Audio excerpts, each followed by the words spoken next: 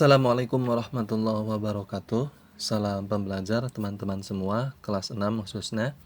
Karena pada kesempatan kali ini kita akan membahas soal penilaian tengah semester atau PTS atau disebut juga UTS ya. Kelas 6 tema 2. Jangan lupa teman-teman semua klik like, komen, dan subscribe. Dan silakan di-share video ini sebanyak mungkin ke teman kelasnya, ke grup WhatsApp-nya, ataupun grup WhatsApp sekolah maupun grup WhatsApp kelasnya, ataupun ke grup Facebook-nya. Kemana saja silakan di-share ya, supaya yang lain ikut belajar di channel YouTube High Instinct. Oke, sekarang kita langsung membahas soal PTS tema 2 kelas 6.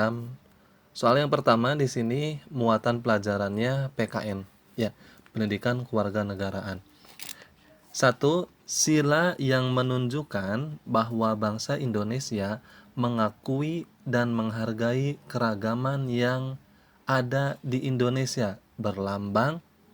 Nah, ini bahwa sila tersebut menunjukkan bangsa Indonesia ini mengakui dan menghargai keragaman ya yang ada di Indonesia. Apa kira-kira?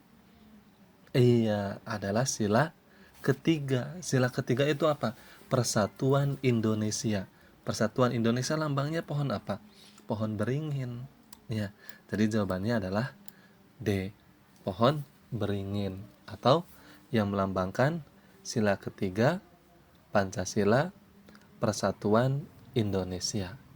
Ya, ini sila ketiga ini atau pohon beringin ini melambangkan bahwa menunjukkan Indonesia ini mengakui dan menghargai keragaman, bersatu. Ya, apapun budayanya, apapun sukunya, harus saling mengakui dan menghargai keragaman tersebut. Oke, jadi jawabannya adalah D, pohon beringin. Oke, sekarang kita lanjut ke soal nomor 2. Uni menyisihkan uang saku untuk ditabung. Uni telah menerapkan sila, nilai sila, titik-titik Pancasila. Sila keberapa kira-kira? Si Uni ini nabung. Nah, kira-kira kegiatan si Uni nabung ini, si Uni telah menerapkan sila keberapa kira-kira menurut teman-teman? Ayo. Iya, betul. Sila ke-5. Apa bunyi sila ke-5 itu?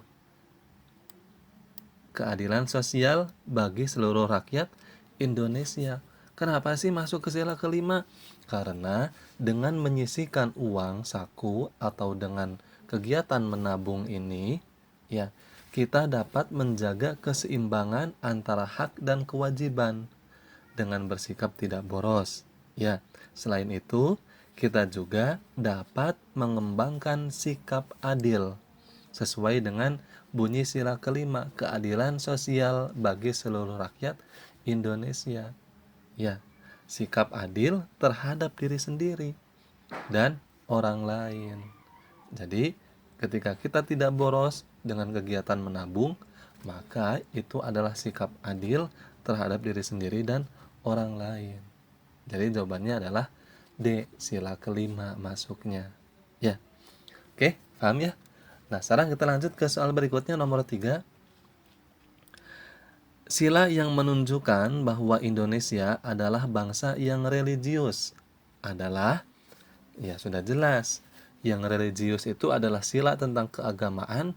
Sila pertama, ketuhanan yang Maha Esa. Jadi jawabannya adalah A. Ya, ketuhanan yang Maha Esa. Oke, sekarang kita lanjut ke soal berikutnya, soal nomor 4, teman-teman. Bekerja sama menanam tanaman di lingkungan sekolah sesuai dengan nilai sila titik-titik Pancasila. Nah, ini bekerja sama. Ya, ini kegiatan kira-kira menurut teman-teman menurut nilai sila keberapa nih? Ayo. Pertama, kedua, ketiga, atau keempat? Betul. Nilai sila ketiga, persatuan. Kenapa persatuan? Karena di sini ada kata bekerja sama. Ya, persatuan, bersatu, bekerja sama. Maka kegiatan ini termasuk ke dalam nilai Pancasila ketiga. Ya, jawabannya adalah nilai Pancasila ketiga. Persatuan atau bersatu atau bekerja sama. Ya, paham ya anak-anak ya? Oke, sekarang kita lanjut ke soal berikutnya nomor 5. Nilai Pancasila tidak hanya kita pahami, tetapi juga kita titik-titik dalam kehidupan sehari-hari. Ya sudah jelas. Ya di sini adalah untuk diterapkan atau dilakukan atau diaplikasikan. Jadi jawabannya adalah C. Ya, Pancasila itu bukan hanya untuk dipahami, akan tetapi ya kita buktikan dalam kegiatan atau kegiatan kita sehari-hari ya. Dalam bersikap kita, bertata krama kita, bersosial. Nah, harus kita terapkan nilai-nilai Pancasila. Ya, oke. Jadi jawabannya adalah C, terapkan. Soal nomor 6, sila keempat Pancasila menunjukkan bahwa pemerintah titik-titik oleh rakyat dan untuk rakyat. Nah, ini berkaitan dengan demokrasi. Demokrasi itu berarti pemerintah itu dipilih oleh siapa? Dipilih oleh rakyat dan untuk rakyat. Nah, berarti berasal dari rakyat. Nah, jawabannya adalah dari rakyat, oleh rakyat, untuk rakyat. Itulah yang disebut dengan demokrasi. Ya, baik itu presiden, DPR, itu dari rakyat, oleh rakyat, untuk rakyat. Para pemerintah bekerja untuk rakyat. Ya, dipilih oleh rakyat. Tuh, itu adalah yang disebut dengan demokrasi. Bukti eh, nilai yang terkandung dalam sila keempat. Ya. Oke, sekarang kita lanjut ke soal nomor 7. Nilai yang sesuai dengan sila kelima Pancasila yaitu menjaga keseimbangan antara, nah tadi sudah dijelaskan, sila kelima. Ya, sila kelima itu yang tadi, yang menabung. Ya, menabung itu adalah bukti bahwa kita adalah menjaga antara hak dan kewajiban. Ya, jadi jawabannya adalah menjaga antara keseimbangan hak dan kewajiban. Ya, tuh, jadi jawabannya B. Ya, teman-teman ya. Oke, sekarang kita lanjut ke soal nomor 8. Nah, ini sudah masuk ke muatan pelajaran bahasa Indonesia. Resikonya kalau bahasa Indonesia biasanya banyak sekali teks yang harus kita baca ya. Tuh, ini sudah panjang-panjang nih bacanya. Tidak apa-apa, kita baca ya. Nomor 8, perhatikan kutipan laporan berikut. Pengamatan tentang kebersihan sungai dilakukan selama 10 hari. Sekarang ini, sungai yang sehat dan bersih sudah jarang ditemui. Sungai yang sehat dan bersih hanya terdapat di desa-desa yang jauh dari industri dan pabrik. Kutipan laporan tersebut merupakan bagian laporan berupa A. Kesimpulan, B. Hasil pengamatan, C. Hal yang diamati, D. Waktu pengamatan. Nah, sekarang kita lihat ke tadi, bacaan tadi, laporan tadi. Nah, ini tentang pengamatan kebersihan. Kira-kira ini masuknya kemana nih? Masuk kesimpulan, ke hasil, atau yang diamati, atau waktu? Di sini, ya, pada teks laporan ini masuknya ke dalam kesimpulan. Ya, ke dalam kesimpulan. Di mana di sini menyimpulkan bahwa ya, sungai ini sudah jarang sekali yang ditemui yang benar-benar sehat dan bersih. Ya, sungai-sungai sekarang ya kebanyakan kumuh dan kotor. Bahkan banyak sekali sampah, tumpukan sampah di dalam sungai tersebut. Ya. Nah, di sini dijelaskan juga bahwa sungai tersebut yang bersih dan sehat itu hanya ditemukan di desa-desa yang jauh. Ya, yang tidak ada pabrik dan industri. Nah, ini adalah termasuk ke dalam kesimpulan laporan pengamatan. Jadi jawabannya A ya. Oke, sekarang kita lanjut ke soal berikutnya. Di sini ada teks lagi nih. Penggalan teks laporan pengamatan berikut digunakan untuk menjawab soal 9, 10, 11. Berarti bacaan ini, teks ini digunakan untuk menjawab 3 soal ya. 9, 10, 11. Teman-teman harus membaca dengan teliti kalau ada soal seperti ini ya. Karena jawabannya pasti ada di sini di bacaan teks tersebut. Oke, kita baca. Penyerbukan bunga melati dibantu oleh serangga. seperti kupu-kupu atau lebah. Penyerbukan dimulai saat serangga hingga pada bunga untuk menghisap nektar. Saat menghisap nektar, serbuk sari dapat menempel pada badan dan kaki serangga. Serbuk sari yang menempel akan berjatuhan saat serangga berpindah ke putik untuk menghisap nektar yang lain. Dengan demikian, serbuk sari dapat menempel pada kepala putik. Nah, ini termasuk ke dalam cara berkembang biak bunga ya. Cara berkembang biak bunga dengan melalui perantara lebah atau kupu-kupu. Ya. Oke, sekarang kita baca soal nomor 9, teman-teman. Informasi berikut yang sesuai dengan isi teks laporan pengamatan tersebut adalah, kita lihat yang A, bunga melati dapat melakukan penyerbukan sendiri tanpa bantuan makhluk hidup lainnya. Benar atau salah? Salah. Sudah jelas. Bunga itu melakukan penyerbukan di sini, ya bunga melati dalam teks ini, ya bisa dilakukan atau dibantu oleh serangga atau kupu-kupu atau lebah. Nah, jadi jawaban yang A salah. Kalau menurut isi teks dari bacaan ini. Ya, karena di sini bunga melati dibantu oleh serangga penyerbukannya. Oke, sekarang kita lihat yang B. Penyerbukan bunga melati biasanya terjadi pada siang hari saat mengalami fotosintesis. Nah, di sini pada kapan nih waktunya? Ayo, tadi ada tidak di sini? Nah, penyerbukan dimulai saat serangga hingga pada bunga untuk menghisap nektar. Saat menghisap nektar, serbuk sari dapat menempel pada badan dan kaki serangga. Ya, di sini tidak ada ya, tidak ada penyerbukan tersebut dijelaskan pada siang hari. Berarti jawaban jawaban yang B ini salah ya, tidak ada ya di sini. Tidak dijelaskan bahwa penyerbukan biasanya terjadi pada siang hari. Di sini tidak dijelaskan. Ya. Oke, sekarang kita lihat yang C, jawaban C. Penyerbukan bunga melati dibantu oleh serangga yang menghisap nektar pada putik bunga. Benar atau salah? Benar. Tadi sesuai dengan kalimat pertama. Ya, dibantu oleh serangga. Nah, jadi sudah jelas di sini. Yang C benar. Kita cek dulu nih yang D. Bunga melati yang melakukan penyerbukan dengan bantuan serangga akan berumur lebih lama. Di sini ada tidak tadi dijelaskan umur bunga melati tersebut? Tidak ada. Di sini tidak dijelaskan umur bunga melati tersebut. Berarti yang D salah. Sudah jelas. Jawaban yang benar adalah yang C. Ya. Jawabannya C. Oke, sekarang kita lanjut ke soal berikutnya. Nomor 10.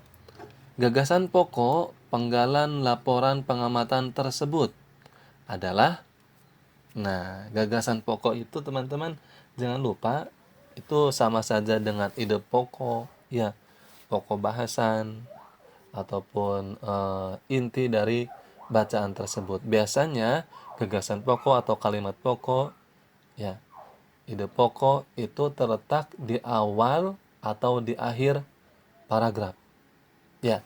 Nah, sekarang tadi di sini tentang apa? Kita lihat kalimat pertamanya. Penyerbukan bunga melati dibantu oleh serangga. Nah, di sini adalah menjelaskan tentang proses penyerbukan bunga melati. Berarti ini gagasan pokoknya adalah proses penyerbukan bunga melati. B jawabannya, teman-teman ya. Kalau jenis serangga yang membantu penyerbukan, di sini tidak dijelaskan secara rinci, hanya sekilas di sini saja, di depan saja.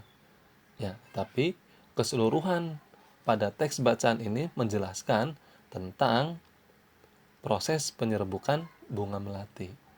Ya, sudah jelas di awal kalimat di sini penyerbukan bunga melati. Ya. Oke, jadi jawabannya adalah B. Oke. Sekarang kita lanjut ke soal nomor 11. Apa arti kata nektar pada penggalan laporan pengamatan tersebut? Adalah arti kata nektar. Teman-teman tahu nektar? Iya, nektar itu berupa cairan yang manis. ataupun bisa juga disebut dengan madu. Ya, bahan utama madu. Jadi jawabannya di sini adalah nektar itu adalah cairan manis yang terdapat pada bunga yang biasanya diserap lebah merupakan bahan utama untuk madu. Jadi jawabannya adalah A. Jadi nektar itu adalah cairan manis. Maka madu-madu tersebut, lebah-lebah tersebut ya menghisap cairan nektar atau cairan manis. Ya. Oke, sekarang kita lanjut ke soal berikutnya. Nomor 12. Nah, ini bacaan lagi nih teman-teman ya. Teman-teman harus dibaca secara teliti kalau ada teks bacaan seperti ini. Perhatikan teks laporan berikut. Nah, ini laporan lagi. Landak atau porcupine tidak dilahirkan dengan duri-duri tajam. Bayi landak yang baru lahir memiliki duri lunak yang mengkilat. Setelah beberapa minggu, duri-duri tersebut akan menebal dan mengeras menjadi duri-duri tajam. Landak merupakan hewan yang bertubuh mungil. Landak dewasa memiliki ukuran tubuh sepanjang 63 sampai 80 cm. Landak memiliki gigi-gigi yang kuat untuk mengunyah tumbuhan keras. Landak juga memiliki kuku yang panjang untuk mengupas kulit dan memanjat pohon. Gagasan pokok teks laporan tersebut adalah, nah kira-kira apa nih? Kita lihat nih kalimat pertama. Ya, dijelaskan bahwa gagasan pokok atau ide pokok atau pokok pikiran, ya itu biasanya di awal atau di akhir. Di sini dijelaskan landak atau porcupine tidak dilahirkan dengan duri-duri tajam. Nah, ini adalah merupakan ciri-ciri dari makhluk yang disebut landak itu sendiri. Ya, ciri-ciri dari hewan landak itu sendiri. Nah, fisiknya, ya, di sini dijelaskan fisiknya. Tuh, setelah beberapa minggu duri-duri tersebut akan menebal, kemudian landak dewasa tubuhnya sepanjang ini. Nah, ini adalah ciri-ciri dari fisik landak. Jadi jawabannya adalah A. Ya, jawabannya A. Oke, sekarang kita lanjut ke soal berikutnya. Ternyata teks lagi ya teman-teman. Teks berikut digunakan untuk menjawab soal nomor 13, 14, 15. Oke, tidak apa-apa, kita baca lagi ya. Fakta unik penyu. Wah, ini tentang penyu nih. Penyu merupakan jenis reptilia. Sebagian besar penyu hidup di laut. Penyu memiliki cara unik untuk berkembang biak. Biasanya, penyu yang siap bertelur akan berenang menuju tepi pantai. Sesampainya di pantai, penyu akan menggali pasir hingga cukup dalam untuk menyimpan telur-telurnya. Hal ini bertujuan agar telur-telur penyu tidak diburu pemangsa. Setiap masa bertelur, penyu mengeluarkan 30 hingga 150 butir telur. Setelah menetas, anak-anak penyu bergegas pergi ke laut. Terangnya cahaya bulan di atas samudra serta kemiringan lereng pasir membantu anak-anak penyu mencari arah menuju laut. Nah, kita baca soal nomor 13 nih teman-teman.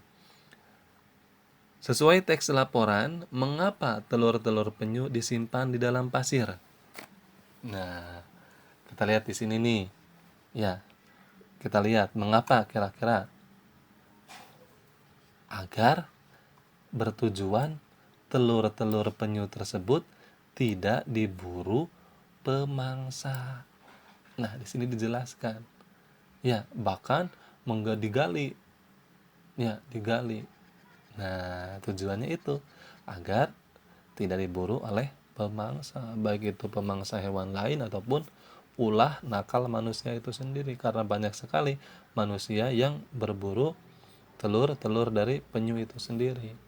Maka jawabannya di sini adalah A. Ya, jawabannya A. Telur-telur penyu disimpan di dalam pasir agar tidak diburu pemangsa atau mangsa. Ya, jawabannya A. Oke, sekarang kita lanjut ke soal berikutnya nomor 14.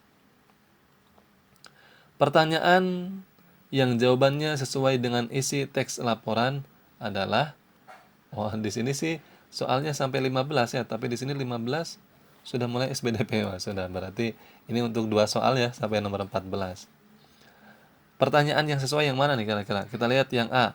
Apa alat pernapasan penyu? Di sini ada tidak menjelaskan tentang pernapasan penyu? Tidak ada.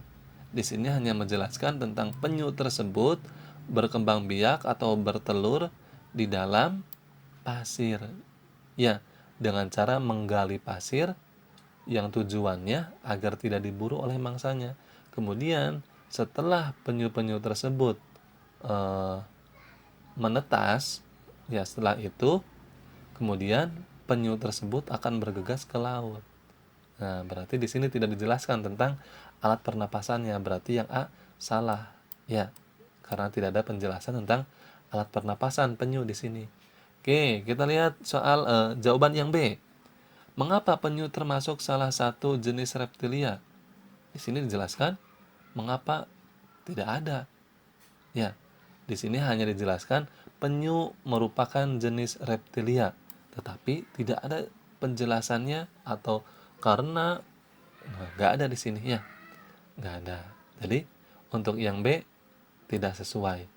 Ya, nah oke. Sekarang kita cek yang C. Berapa banyak telur yang dihasilkan penyu setiap masa bertelur? Ada? Ada jawabannya. Mana? Penyu mengeluarkan 30 hingga 150 butir telur. Nah, berarti sudah jelas. Yang C ada jawabannya. Ya. Kalau kita cek yang D, ada tidak sih di sini jawabannya? Bagaimana penyu beradaptasi dengan lingkungannya? Di sini tidak ada. Ya, tidak dijelaskan tentang cara beradaptasi penyu. Nah, berarti yang D salah. Jawabannya adalah C. Ya, jawabannya C. Oke, sekarang kita lanjut ke soal berikutnya nomor 15. Sudah masuk ke muatan mupel SBDP ya. Tari tortor berasal dari daerah. Nah, ini sudah mulai masuk SBDP, jadi teman-teman semua harus tahu nama-nama tari dari daerah masing-masing, nama-nama alat musik dan lain sebagainya ya. Nah, ini termasuk tari tortor ini berasal dari daerah Sumatera, yaitu Sumatera Utara. Ya, jadi jawabannya A, teman-teman ya. Oke, sekarang kita lanjut ke soal nomor 16. Pola atau denah yang harus dikuasai oleh seorang penari, yaitu apa? Pola atau denah yang harus dikuasai oleh seorang penari yaitu pola lantai. Nah, ya, pola lantai yang harus dikuasai oleh penari. Ya, pola lantai. Oke, jadi jawabannya B. Oke, nomor 17. Unsur utama tarian. Ya, tarian itu unsur utamanya apa? Ya, gerakan. Bukan busana, bukan baju, bukan cerita, bukan musik iringan. Tetapi unsur utama tarian ya gerakan, karena tarian itu kan bergerak. Jadi unsur utamanya gerakan. Ya. Oke, sekarang kita lanjut ke soal nomor 18, teman-teman. Pola lantai yang memberikan kesan sederhana tetapi kuat, yaitu pola lantai sederhana tetapi memberikan kesan yang kuat. Ya. Apa itu? Kesan sederhana tapi kuat. Betul, garis lurus. Ini kan sederhana tetapi kuat. Ya, garis lurus. Jawabannya A. Oke, sekarang kita lanjut ke soal nomor 19. Tari saman. Tari saman memiliki pola lantai saman. Tahu teman-teman tari samannya? Oke, itu pola lantainya apa? Betul, garis lurus juga sama. Ya, garis lurus. Jadi jawabannya A. Oke, sekarang kita lanjut ke soal nomor 20. Formasi dalam seni tari disebut juga ya tadi. Ini jawabannya sama, pola lantai. Ya, formasi dalam seni tari itu ya pola lantai. Ya. Oke, sekarang kita lanjut ke soal berikutnya. Nomor 21, teman-teman. Hewan yang melindungi diri dengan cara mimikri. Teman-teman tahu mimikri? Awas, jangan ketukar. Ada mimikri, ada autotomi, terus ada apa lagi? Iya, ya, dan lain sebagainya. Nah, mimikri itu apa, teman-teman?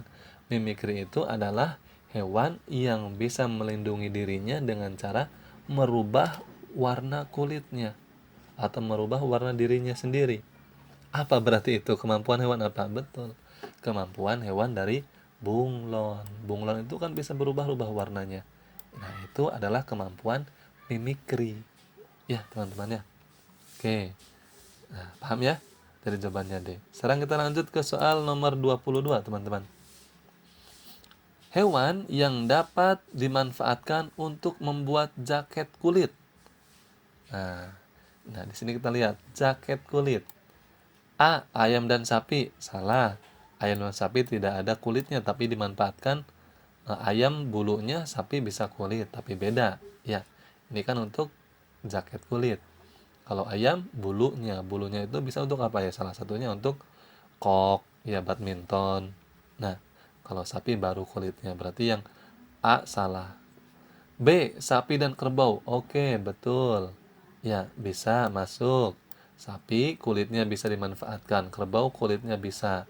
Kita cek yang C, bebek dan ayam. Bebek kulitnya bisa dipakai? Nggak bisa. Ya, ayam juga sama, nggak bisa. Ya, ini termasuk hewan yang memiliki bulu. Ya, kita cek yang D, kambing dan kuda. Nah, ya, kambing biasanya bisa dimanfaatkan kulitnya. Akan tetapi kuda, ya kalau kuda ini dimanfaatkannya adalah berupa tenaganya. Ya, tenaganya. Jadi yang lebih tepat adalah B, kerbau dan sapi. Ya, walaupun kerbau juga bisa dimanfaatkan sebagai tenaganya, tapi kulit kerbau dan sapi ini adalah banyak yang dimanfaatkan untuk jaket. Kemudian ada lagi bisa untuk bedug, ya. Untuk apa saja. Ya. Jadi jawabannya B. Oke, sekarang kita lanjut ke soal nomor 23. Terenggiling melindungi dirinya dari musuh dengan cara, tahu hewan terenggiling, teman-teman? Iya, hewan yang menggulung-gulung dirinya. Ya. Nah, berarti jawabannya adalah menggulungkan tubuhnya. Ketika ada musuh atau yang dirasa akan mengganggu dirinya, terenggiling tersebut akan menggulung tubuhnya. Ya. Oke, sekarang kita lanjut ke soal nomor 24. Duri pada permukaan batang kaktus berfungsi untuk apa? Nah, ini kan kaktus ini termasuk hewan yang walaupun tidak ada air, tetapi bisa bertahan hidup lama. Ya, kebanyakan di gurun pasir, banyak sekali. Walaupun keadaan airnya begitu jarang, tetapi kaktus ini mampu bertahan hidup. Ya, salah satunya dengan adanya duri tersebut. Untuk apa duri tersebut? Yaitu untuk mengurangi penguapan. Ya, untuk mengurangi penguapan. Jadi jawabannya adalah C. Ya. Oke, sekarang kita lanjut ke soal berikutnya. Nomor 25. Ada yang jualan tahu bulatnya. Kedengarannya. Oke, sekarang kita lanjut ke soal nomor 25. Ciri tumbuhan yang mencegah penguapan yang berlebihan adalah, nah, ini untuk mencegah penguapan ini yang berlebihan, ciri-cirinya adalah batang eh, tumbuhan tersebut itu dilapisi atau berlapis lilin. Ya, jadi ciri-cirinya adalah batang berlapis lilin. Ya, ini untuk mencegah penguapan yang berlebihan. D jawabannya. Ya. Oke, sekarang kita lanjut ke soal nomor 26. Ciri khusus yang dimiliki hewan bertujuan untuk, nah, ya, ciri-ciri yang tadi kerbau, terenggiling, kemudian bunglon. Nah, itu bertujuan untuk apa? Bertujuan untuk salah satunya bertahan hidup atau melindungi dari mangsanya juga untuk menyesuaikan diri dengan lingkungannya. Berarti yang lebih tepat adalah yang D. Ya. Paham ya? Kalau memperbanyak keturunan salah, mempercepat pertumbuhan salah. Kalau yang mempercepat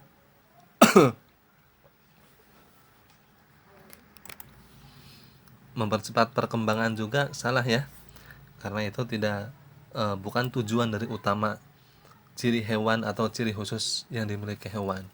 Tetapi ciri khusus tersebut ya salah satunya bertujuan satu untuk melindungi dari musuhnya atau pemangsanya. Yang kedua untuk bertahan hidup. Yang ketiga ya untuk menyesuaikan diri dengan lingkungannya. Ya, jadi jawabannya adalah D yang lebih tepat. Oke, sekarang kita lanjut ke soal nomor 27. Ini sudah masuk ke muatan pelajaran IPS ya.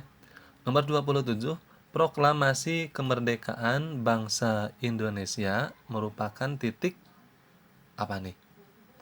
Titik akhir perjuangan bangsa Indonesia. Ya, jadi jawabannya 27 adalah C, akhir perjuangan Indonesia, bangsa Indonesia. Ya. Sekarang kita lanjut ke soal berikutnya nomor 28. Ketua Dokuritsu Janbi Chosakai adalah Dokuritsu Janbi Chosakai. Ini disebut dengan apa coba? Betul, BPUPKI. Nah, ketuanya siapa BPUPKI? Dr. Rajiman Widyo Diningrat. Nah, jawabannya adalah yang D, teman-teman ya. D jawabannya. Oke. Kita lanjut ke soal nomor 29. Kebijakan pemerintah dalam bidang ekonomi yakni rencana produksi 5 tahun oleh Menteri Urusan Bahan Makanan pada Kabinet Hatta disebut. Nah, ini kebijakan pemerintah di bidang ekonomi tentang rencana produksi 5 tahun. Ya, di urusan bahan makanan kabinetnya pada waktu zaman Presiden Hatta, ya kabinet Hatta.